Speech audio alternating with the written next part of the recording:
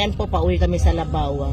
Yung islang Labawa po yan kasi nasa gitna po siya ng maisan, ng palayan, pakwan, sibuyas, kung ano mo po may itanim nila sa lupa. Ayan po, nakikita nyo po yung malayong yun. Yan. Yan yung isla ng Labawa.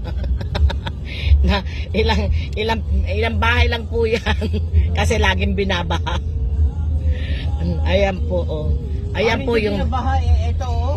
Yung nasa gitna po yan. Ayan po yung nakikita ninyo yan. Puro sibuyas po yan. Pero nung hindi pa na hindi pa masyado yan.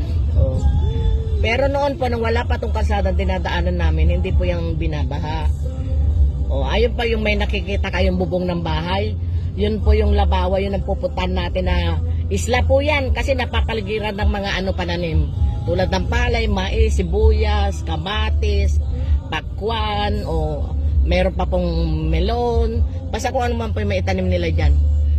Kaya yan po. Mayayaman naman nakatira dyan. Oh. Di po ba? Ayan, papunta tayo sa Isla Labawa.